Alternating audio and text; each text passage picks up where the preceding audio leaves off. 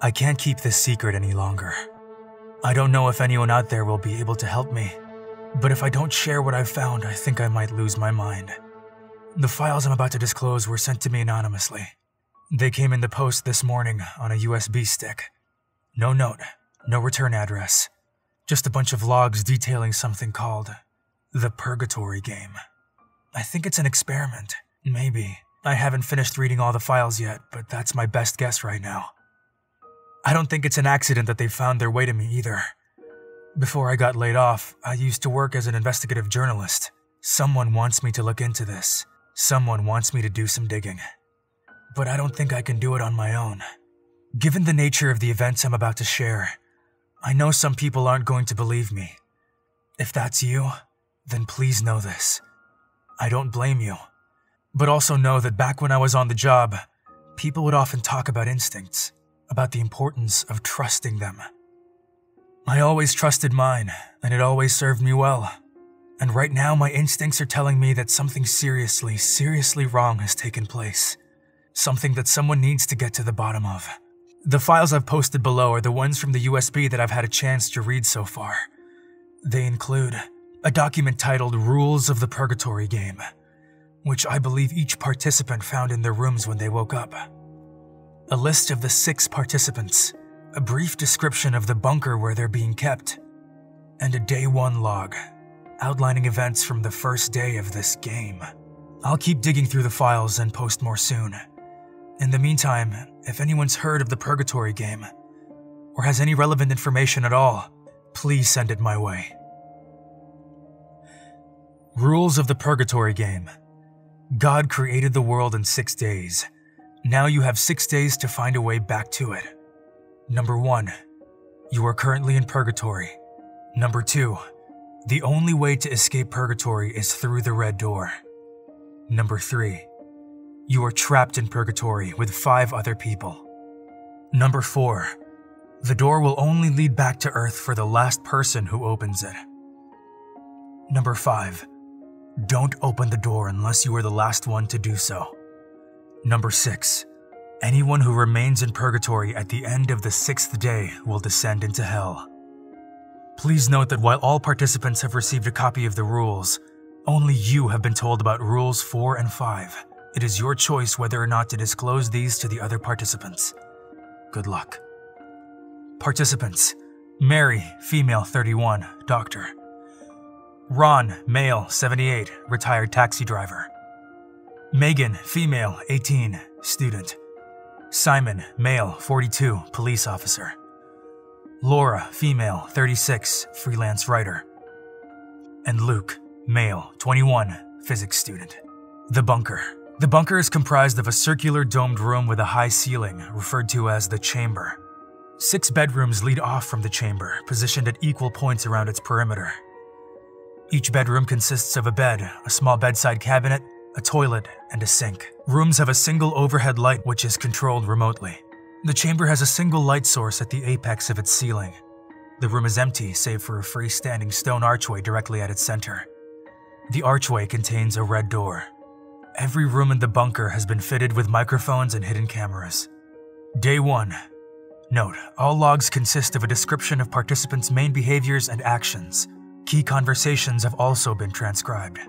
9 a.m. Lights go on in every room. Participants all remain unconscious, but some have begun to stir. 9:30 a.m. Megan is the first person to wake fully. She is sitting up in bed, displaying signs of confusion and anxiety. After several minutes, she pushes back her duvet and gets up. Megan discovers a piece of paper on her bedside cabinet titled Rules of the Purgatory Game, but only glances at it. She appears close to panic now. After looking briefly around the bedroom, she opens the door and enters the chamber. 10 a.m. The rest of the participants are either awake or appear close to waking. Simon, Mary, and Ron are all reading their copy of the rules. Megan is exploring the chamber. She is studying the red door and the stone archway from a distance, walking round and round it while muttering under her breath. 10:30 a.m. All participants are now awake. All are displaying signs of confusion, anxiety, and distress to varying degrees. Luke was the last to wake, but is the second participant to leave his bedroom. What follows is the first conversation to take place between participants. Megan: Who are you? Is this your house? Luke, where the fuck am I? What's going on? Megan, hey, I asked if this is your house. Luke, what? No! Of course it's not my fucking house. Where am I? Is this a prank or something? Like, am I being pranked? Megan, if this isn't your house, then whose is it? Why are we here? Luke, look, just stop it now, okay? I get you're probably in on whatever the fuck this is, or maybe someone's paying you, but it isn't funny, okay? It isn't funny. I just want out, please. I don't care if I lose the game or whatever, but I don't want to be a part of it. Megan, a part of what game? What the hell are you talking about? The rest of the participants are now leaving their rooms. They enter the chamber in the following order. Laura, who is on the verge of tears, then Mary, then Simon, and finally Ron. The next 15 minutes are chaos, a mixture of shouting, crying, and confusion. Laura is badly upset and keeps saying that she wants to see her kids. Ron is angry. Mary and Simon are best at concealing their emotions, although it's clear from their facial expressions and postures that they're also feeling the effects of this new confinement. The latter is the first to try and break the mayhem. Simon. Okay, enough! Come on, everyone just stop for a moment. Enough! Look, I don't know what the hell's going on here either. But we're not going to find out if we keep shouting and screaming at each other, okay? So let's just start with the basics. Megan. Yeah, where the fuck are we? Simon. No, I mean the absolute basics. What's everyone's first name first? There's some more complaining and shouting, but eventually Mary steps forward and introduces herself. The others follow. Simon. Okay, good. That's good. Right, there's obviously a lot of shit we don't know, so let's start with what we do. We're in some sort of fucked up game here, right? Like some kind of challenge? Luke. Do you reckon it's like that old TV show, The Crystal Maze? Or maybe some Darren Brown prank? Do you think we're on TV now? Ron. Who the hell is Darren Brown? Mary. No, I don't think we're on TV. We didn't sign anything, right? Did anyone sign anything? There's a pause, while they all look around at each other. Megan, Ron, Luke, and Simon all shake their heads. Laura is now sitting with her back propped against the chamber's wall, crying silently into her hands. Mary. Laura, did you see anything? Laura. I want to see my kids. Simon. Did anyone approach you about being on a show? Do you know why we're here? Mary. Leave her, she doesn't know anything. Simon. Okay, fine. Right, so we know we're stuck in some kind of game together. We know it has a set of rules. We know that… Megan. Wait, what? What set of rules? What are you talking about? Mary. Didn't you see the rules when you woke up? On your bedside table? Megan. No, Megan turns and leaves the chamber, going back into the room she came out of. She returns moments later holding her copy of the rules, which she's reading under her breath. After a while, she stops and stares around at the others, then looks at the red door. Megan. Is this a fucking joke? We're supposed to leave through that thing? Luke. This is so fucking dumb. Mary. Look, it doesn't mean literally. The door doesn't go anywhere. That's obvious. But maybe instead of just seeing stone when you open it, perhaps you see, I don't know, the next clue or something? Maybe this is like an escape room? Luke. Megan, how many rules are on your piece of paper? Megan. What? Luke. The rules on your paper. How many are there? Megan turns her back to her paper and continues reading. She's frowning as her eyes move. With the exception of Laura, the others all watch her closely. Megan.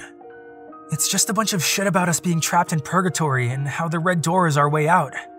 And then it says we'll all end up in hell if we're not out in 6 days. Ron, 6 days. I forgot about that bit. I've got a bloody golf tournament on Saturday. I don't know about you lot, but I didn't sign up for some stupid bloody game. You hear me up there? Ron cups his hands and yells at the ceiling of the chamber. I didn't sign up! Ron's words echo around the dome and fade away. Laura is back on her feet now. She's stopped crying, but her eyes are still bloodshot. When she next speaks, she's directing her words at Mary. Laura. I can't do this, okay? I can't do this. I've got 2 little kids who will be wondering where their mommy is. I've got a deadline on Friday. I need this to be over, all right? I need this to be over right now. Mary. Look, I understand, okay? I don't want to be here either. None of us… Laura. Let me the fuck out right now! You hear me? Get me the fuck out of here! Everything descends into chaos once more. Mary and Simon attempt to calm Laura, who thrashes and struggles when they try and take hold of her. Ron is shouting up at the ceiling. Luke asks Megan if he can see her copy of the rules, but she refuses, asking him why he wants to. They begin arguing with each other at the side of the chamber. It takes about 10 minutes for Mary and Simon to regain control. The former takes Laura back to her bedroom, while Simon gathers the others in the chamber to plan out their next steps. 1 p.m. The group decides to split up and search the entire area for an exit. Simon suggests that they start with the individual rooms, and the others agree. Mary and Laura remain in Laura's room. 1:30 p.m. Simon, Megan, Ron, and Luke go to their bedrooms to begin searching. 3 p.m. Mary and Laura are still in Laura's bedroom. Mary has asked Laura about her kids and her freelance work.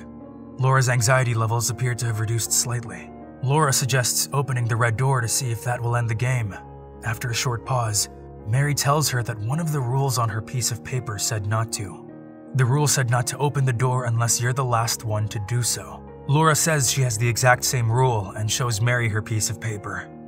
Mary frowns as she reads it. Laura, so what's the point in that? Giving us all the same information, then lying about it? Something to catch us out? Turn us against each other? Mary, I suppose. Part of the game, maybe. Laura, that's what you think this all is, yeah? A game? And what, the last person who leaves gets money or something? Some prize? Mary, I don't know. Laura, okay, so if it is a game, why not just open the door now? I'm not interested in prize money or whatever the hell they're offering. I just want to see my family. Mary, I don't know.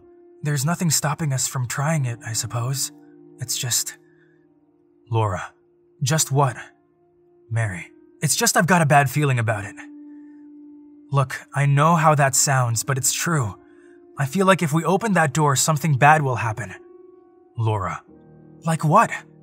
Mary, I have no idea. I guess it's just that whoever put us in here did it without our permission, right? They didn't ask us. And I keep thinking that if they did that, what else might they do, you know? Laura doesn't say anything for a while. She smooths the hair back from her face and stares at the door of the bedroom. Laura, all I know is I want to get out of here as soon as possible.